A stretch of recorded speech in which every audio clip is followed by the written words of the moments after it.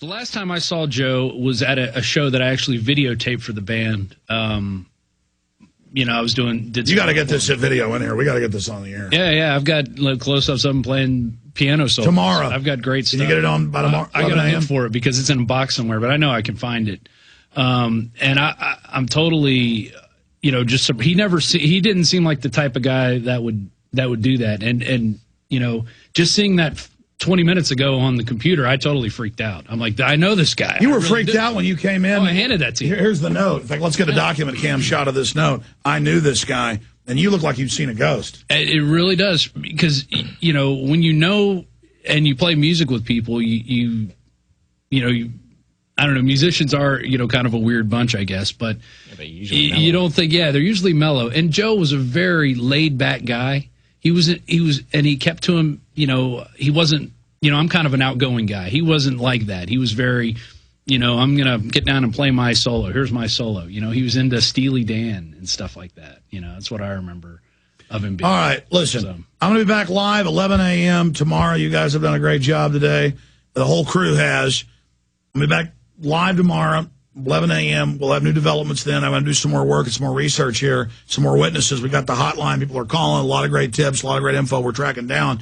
Great job to Kurt Nimmo, Paul Watson, Steve Watson, Aaron Dykes, the whole crew at Infowars.com and PrisonPlanet.com. Again, we have a server problem, unable to really update at Infowars.com, so go to PrisonPlanet.com where we have the updates. But in the last few minutes we have before we go to break and go back to the rebroadcast where I was breaking this down, but we're live right now, folks, at 6:24 Central Time, 7:24 Eastern. I guess that'd be 5:24 Mountain, 4:24 Pacific. I want you guys, any other comments you've got about today, any other points you've got? One more about the I don't know if it was the fire chief or the spokesperson for the fire department was talking about how they were afraid the building was going to collapse. She mentioned that somebody asked that question. They said, yes, we were afraid of that because we've seen this happen in the past. Exactly. Until 9/11, they don't collapse. Now there's a little fire. They go, oh, it will collapse. And she was talking about it as though it was plural. This has happened many times before. Yeah. Yes, only on 9/11, but now all the science has changed. They've changed insurance of buildings now. They believe a Bic lighter burns down steel buildings. I mean, well, we were joking that, steel is softer than wood. Yeah. But I mean, make your point. Go ahead. So listening to her say that, they pulled and I guess they have some new procedure built in for that contingency because they pull everybody back and they do a defensive fire and especially if they didn't think people were inside. And from the last report that I heard, there's only one person that was unaccounted for, and they weren't sure if that person even went into work that day. Guys, I want you to put the article up on screen. Source, FBI knew Austin attack was coming. Dallas office dispatched agents yesterday afternoon to be on the ground in Austin. This is big. And then you've got the other KXAN TV reporting basically the same thing about them already having fire trucks and police. Do people realize the magnitude of this piece of information? We've got to get this out day one. We've got to start investigation now. We've got to have more witnesses. We've got to follow this because they're in the news saying we're going to start shutting down the small airports. You can't let people not go through body scanners to get in their own planes. You can't have slaves doing that. After all, major cities are saying ban gardens. People might grow pot. You can't have slaves having their own gardens. Corporate media blames kamikaze attack on tea parties. It's all over the news. I said hour one that if it's big and promoted and if they're already ready and organized and say it's the tea parties, get ready, it's a staged event. I got some emails, saw some websites. Oh, look at Jones saying it's Austin and it's a staged event. Ridiculous. It's a heart attack. And then, well, he's right about that, but still screw him. The governor isn't after him. Nobody knows who he is. This is really going on. I mean, this is real, folks. This affects everybody. They love to stage events against themselves, not just to scare the public into submission, but to create the culture of paranoia and the feds of the public's your enemy. And you've got to, this is a psyop. And I'm pretty sure this is staged in my gut, which is never wrong, unfortunately. But we've got to continue to follow the intellectual evidence and the scientific evidence and the journalistic evidence. And I just go with the facts. And he could be a lone nut, but everything points towards it being staged. And you see Texas about to lead the country towards states' rights. You see the staged attacks on Medina. Jason Douglas, your comments on this. I want your real opinion. Give me your real opinion. Working here a year, seeing all this, seeing me say they're going to attack Austin. You watch the next attack, Austin. Could be an attack on a building, could be a plane.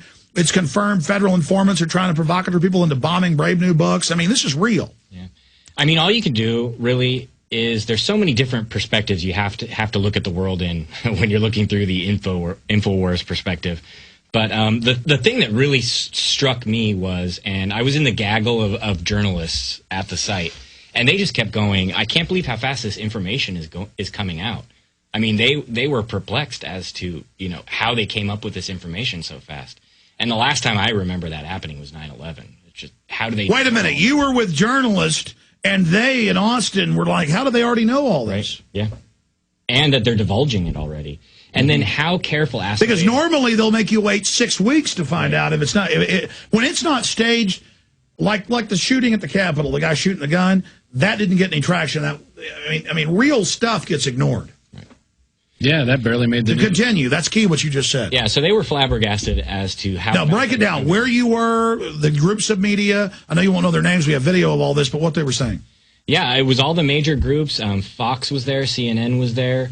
They were local people that were, hired out, but that's what they were making comments on, how fast the information was being disseminated. And then I noticed that the press crew that came up, Acevedo and Leffingwell, they made it really clear that this was not a terrorist act. But then to know that all the headlines are, making these Tea Party connections. So it's almost as if, Well, they do that to gain credibility. Right. Like, we're waiting. Right. But then, but then an hour later, it is a attack, and take your guns, don't worry. So it just seems like it's going through all the propaganda channels. But the media was saying, how do they know this so early? Yep. Well, the people there, they're not reporting it. They're just... No, but describe it. You see reporters behind cameras, people talking, pads of paper. Oh, yeah. We're all pressed in because that's how it is at those moments. You're trying to interview one person and there's 60 media people on the side. And so you're all pressed in together. And I just hear all these comments. Where are they getting this information so fast? How come this is happening so fast? And it did. It just seemed like they were pouring out all of this information. But, usually you're a lot more reticent to say anything, especially when you're in an official role. But then Acevedo kept making comments like, irresponsible reporters who were saying that it wasn't his plane or it was his, no one can make conjecture, but... Well, he does that to be the authority. That Acevedo, he's something else. Yeah, they're just planting little seeds. So how many reporters, roughly? They were saying, how do they know so quick? Well, so they were suspicious? Yeah, there was probably 25. There was more when I was there, because that's when the press crew first came out. So I'm going to do something. Instead of being interrupting, I want free flow. I did this with Ike today. I'm going to walk out for 5 minutes, and I'm going to come back to you. I want you guys to just talk about whatever you want right now.